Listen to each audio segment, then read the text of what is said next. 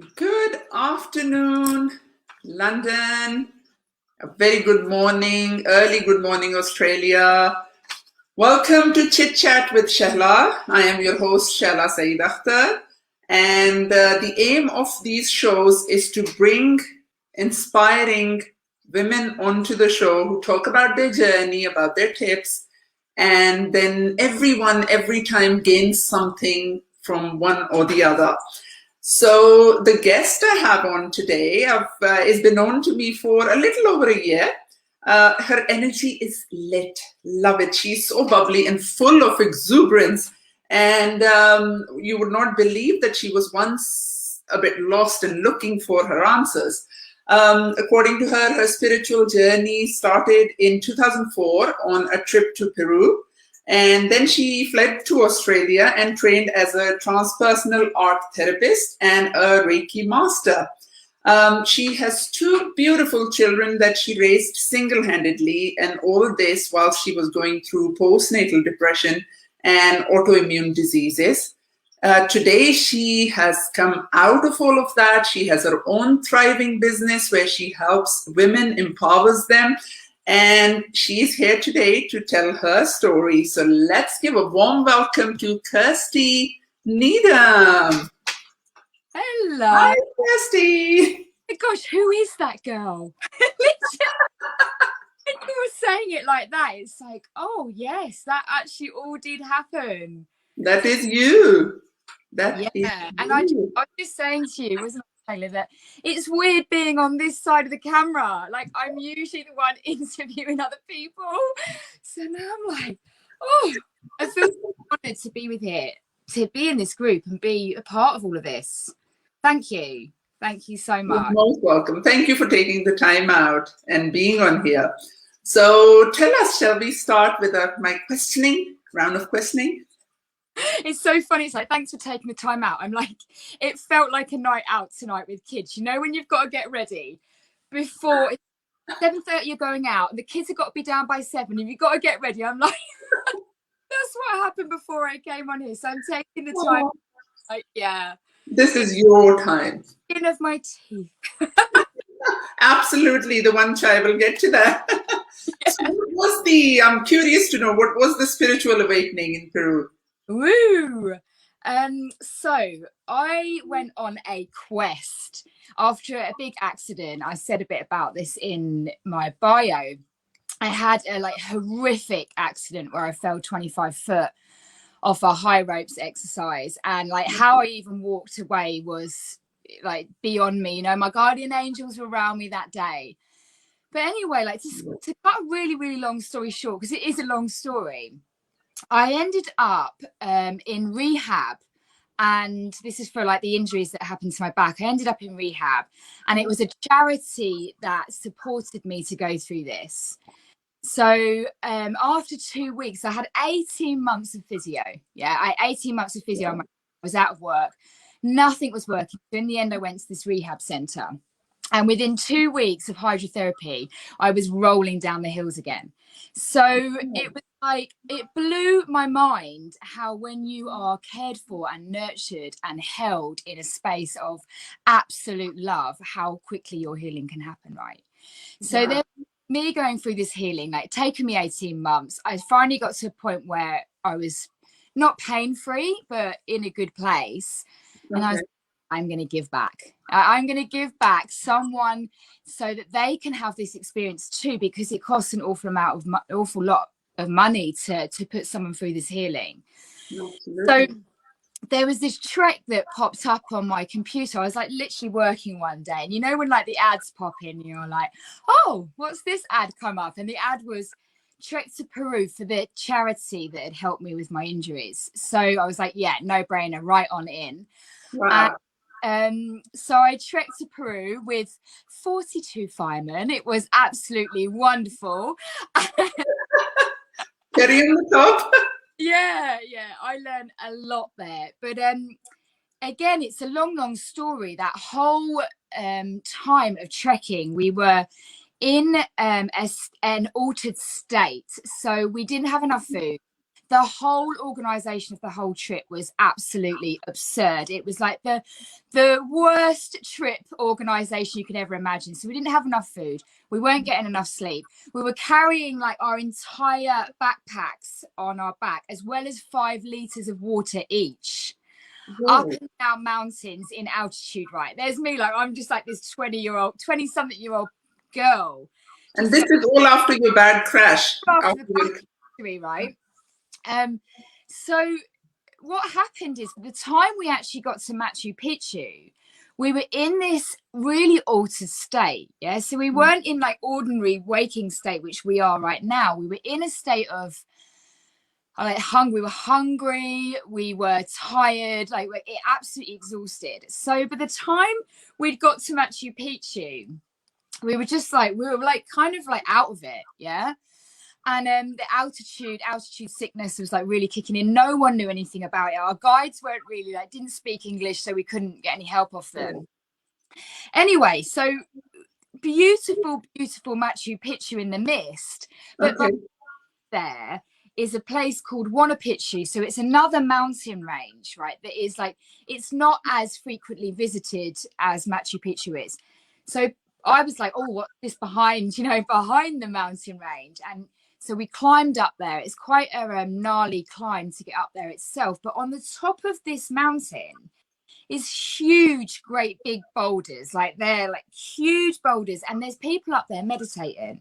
Oh. So in Peru, in spiritual places, like you probably know, Shehla, and like lots of you watching will probably know that it just, the sacredness, the energy of a sacred place is, you can feel it in your bones, in your blood, you can feel it in your bloodline, in your ancestry line. So I was up there on a boulder meditating with lots of other people, and I was so absorbed in that present moment, just so present with life, that time just completely lost its meaning. And I had this like ecstatic experience where I felt like I became one with the boulder. So there was like no difference between me and the boulder. That was it. It was just us together. Wow. And at 20, I'm trying to think how old I was at the time when that all happened. At 20, I want to say early 20s, right? I thought I'd completely lost my mind. I was like, I don't know what's happening here. I instead of being able to relax into it and enjoy the ride, I was like, something's happening. Like, I think I'm going mad. Like, what's going to happen to me? So after that, it's called a peak experience, where you experience complete timelessness and joy and elation, ecstasy and oneness. It's an incredible experience, but when you don't know what it is, it's scary.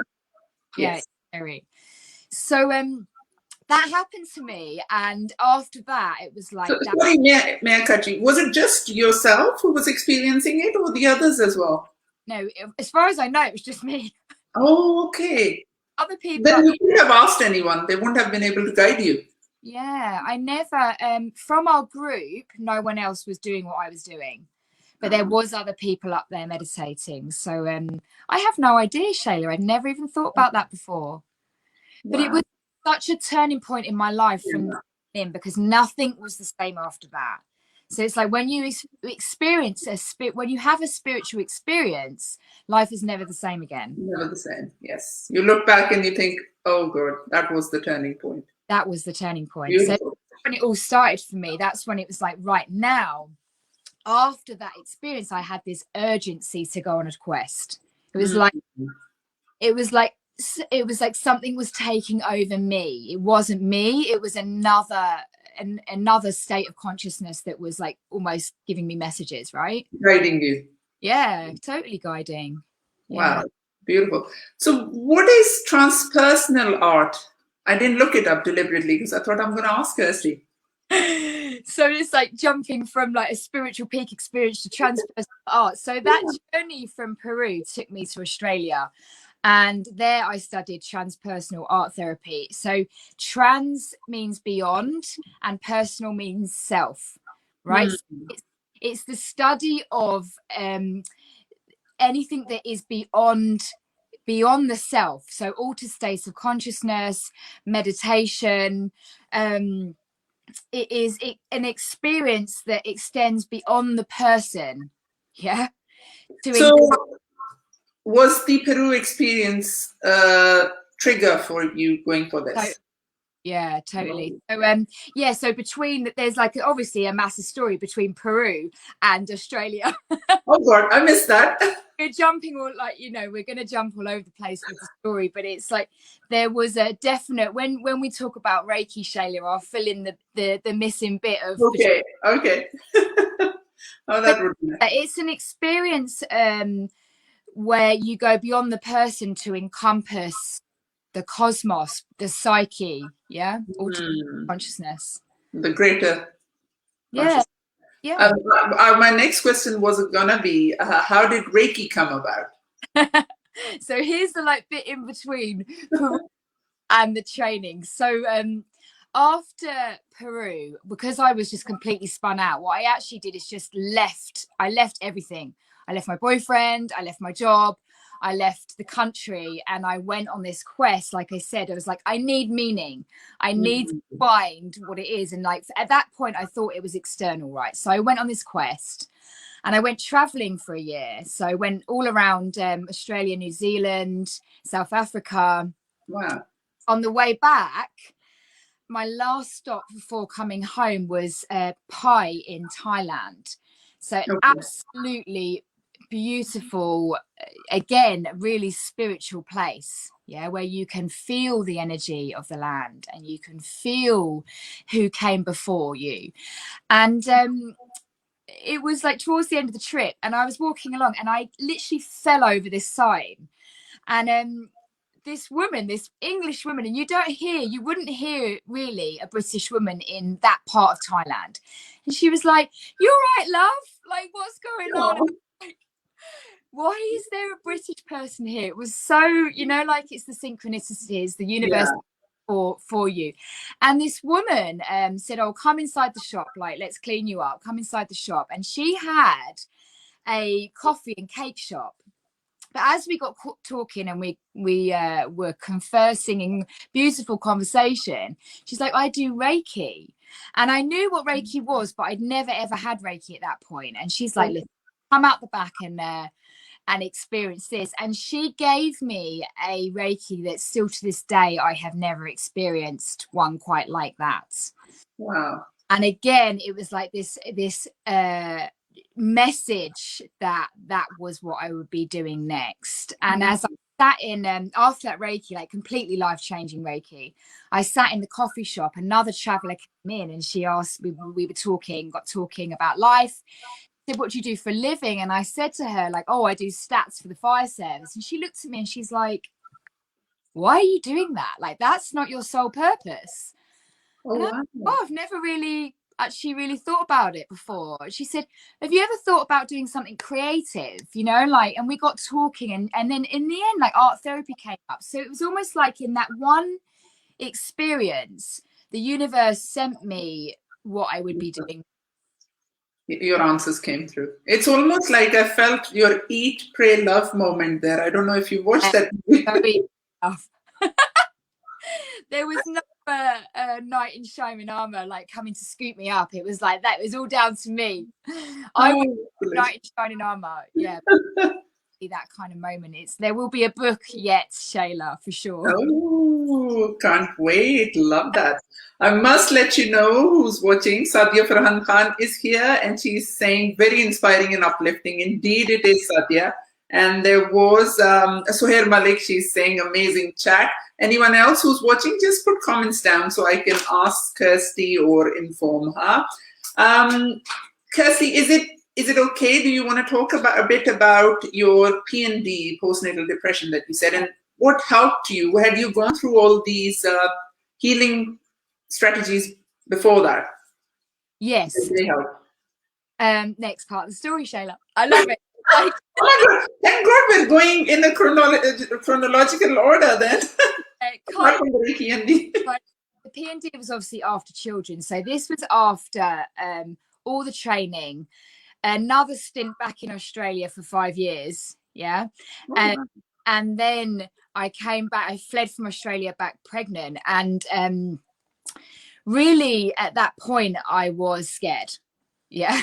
There's no doubt about it. I just fled from an abusive relationship in Australia back to my homeland after 5 years of being away. And I was like, I have no idea. It's like, you know, when you go through something and you're so in your head, you completely left your body.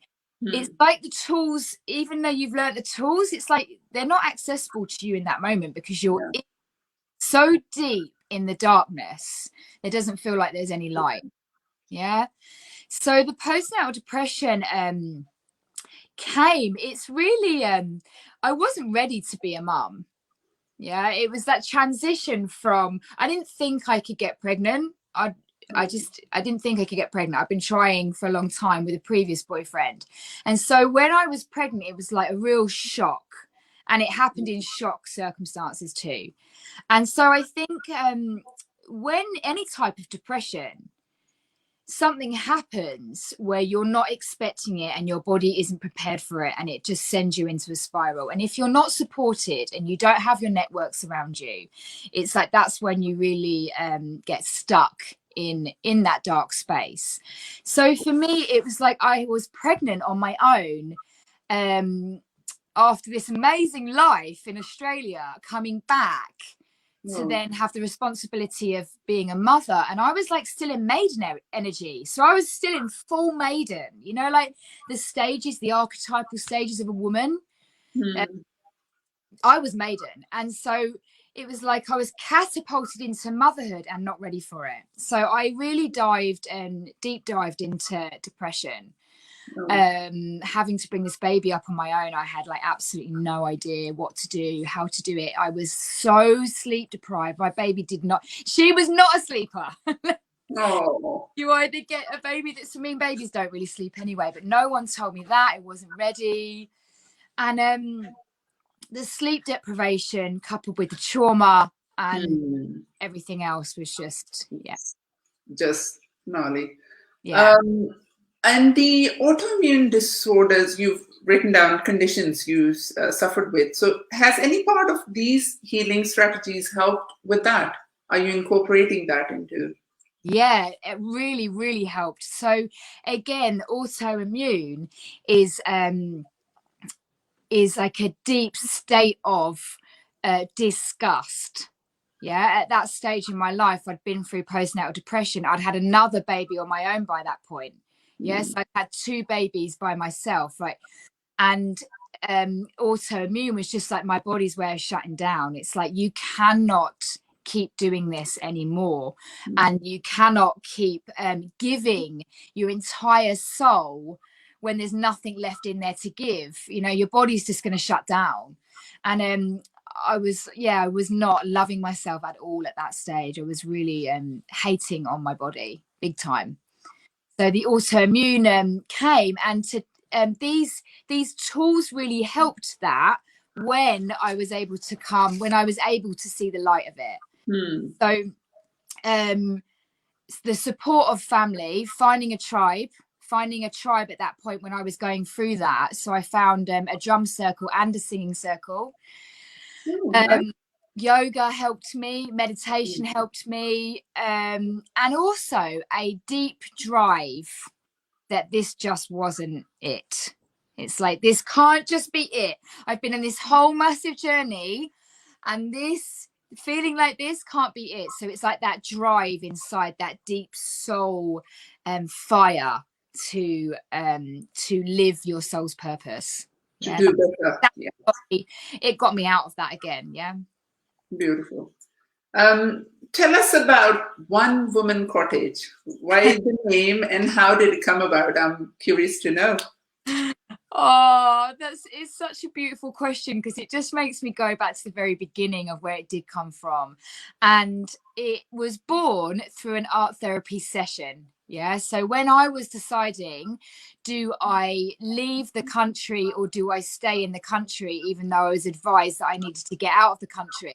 This is Australia you're talking about. Australia, I had I called on who I knew. So as I was an art therapist, I knew a lot of art therapists, and I was like, listen, help me out.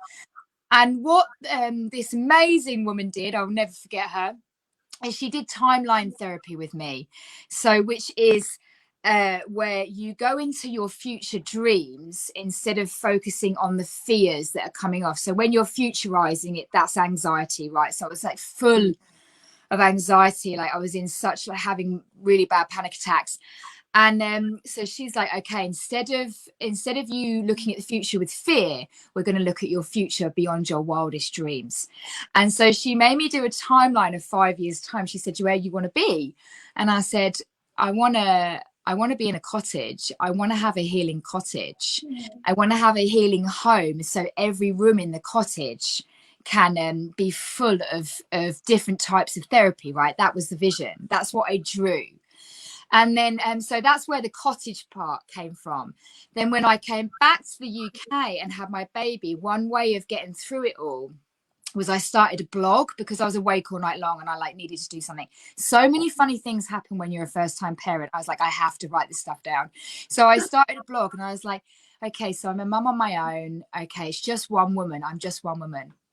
I'm just one woman, and I want to have this cottage. So I just put one woman cottage. Wow. But over the years of this name, it's quite spectacular, really. I never knew that when you look at One Woman Cottage written down, it's actually got the words new woman in that, encompassing in that. Oh, yes. So it's like, that was my whole reasoning behind creating One Woman Cottage, that I could help women who were going through similar types of things that I was going through, and that could experience the healing of coming together in a like feeling home. You know, like home is what healed me.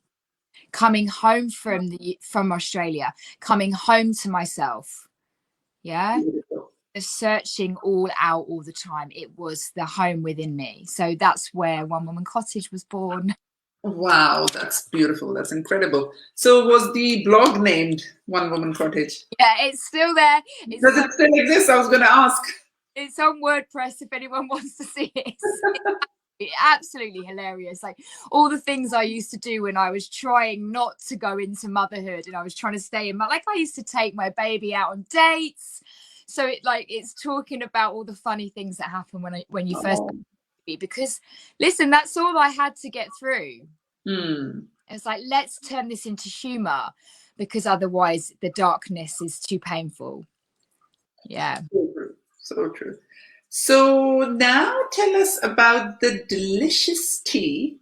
Why is it called One Chai? Because chai is quite an Asian name. Where did that come from? And it's delicious, by the way. I ordered mine. In fact, if you want to go over your brands, and are you still doing that as a business? Because it's so nice. Shameless plug. So refreshing. Yes. One Chai. Let me tell you about the tea. So when I was living in Australia, I thought I was going to be there forever at one point. And in Melbourne in particular, they have the most incredible chai tea. So it's like the cardamom, the cinnamon, the cloves, like everything you can imagine, everything you want, the ginger, it's incredible. And I haven't actually had a chai in India, which is bizarre, but this chai really was got me, and it made me feel it made me feel comforted, like I was at home. Being so far away from home, the one thing that would bring me back, and it's a real British thing, tea, isn't it? It's like anytime someone's got a problem, get a cup of tea, sit down. So gets you through a lot, actually. Sorry? Gets you through a lot. It really does. Like that warmth, it brings you back in your body. Yeah, that warmth comes when you're drinking it, and that you drink it with another person. So it's like in a community, in a tribe. But really, it brings you back into your body. And so we all feel like when you're going on a rant, or like you've left your body into your head, the tea will remind you of that body state. Yeah, so that's why it's so amazing. So where it came from is when I came back from Australia, I was like, I need this chai. I couldn't find it in any of the coffee shops. Like no one did this chai. And again, I went on this quest because it was for me the heart of everything, heart of my journey. Like it's like I needed it to feel safe. Yeah, it was a real safety thing for me. And I tried so many tries everywhere. And in the end, I was like, okay, I'm going to come up with my own blend. There's no doubt about it. Wow. And so the One Woman Cottage and One Chai go together because it's like bringing the safety of the tea when you drink that and feel like you're at home in your body to the healing of the cottage energy. And so like it was a no-brainer for me to do the chai alongside my business. Lovely. That's so beautiful. I didn't know any bits about this. It all fits together. And I'm so glad that I have actually tasted that lovely blend. I couldn't ever tell. I could tell the cardamoms. There's like something which is warm. I couldn't tell what it was. Is that ginger in it? Ginger. Yeah. Dingy ginger. So anyone who's watching or listening later, is it available? Kirsty, would you want to go through if they want to order? It's available on the One Chai site. It's available through my page. So Kirsty Needham, you can message me if you would like to try it. Try it, as we say. Try it. I like that. Fun. We've got Alia watching, Saira Asif Alvi. And so here is saying, having gone through autoimmune arthritis, I totally agree to body shutting down. That's what it is. It just shuts down. Yeah, it's like it can't take anymore. It needs to like just. It took me completely off my feet. I was literally on the with both my autoimmune. So I had glandular fever first, and then I had low thyroid. So both of them completely took me off my feet onto the sofa. There was just nothing. Like I couldn't get up. Completely depleted. Yeah, completely. Yeah, I resonate with you. It's a really really strong, dilapidating disease. Yeah. So true. You can live with these, you can live with them if you support yourself. It's like when you don't know what to do and you don't have the tools to be able to get through life, that's when it's just like you go into it and can't get yourself out. You get stuck. So true. I was going to get to that because much as I'm loving and enjoying this conversation, it's coming to an end. Time flies by. Oh my gosh. Day all night long. I know. We'll keep chatting afterwards. Any main tool or one thing you would say you've had an amazing journey actually, and from a tender age of early 20s, that's very young. Yeah. What would you say? And you're coaching women. What's that one thing you would like to tell the women here listening to this message? Oh. How can you boil it down to one, Shehla?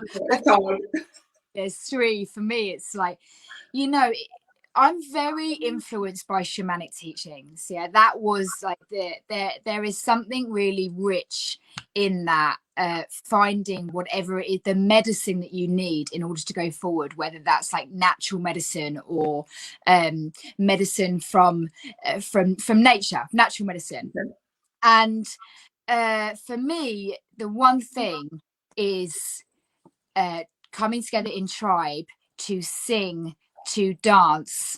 That is the one thing that I is the medicine for me. Yeah, so true. You can do anything. It's like my shamans will always say to me, "When was the last time you sung, Kirsty?" And I'm like, yeah. Like, when was the last time you danced, or where was the last time that you drummed? Yeah.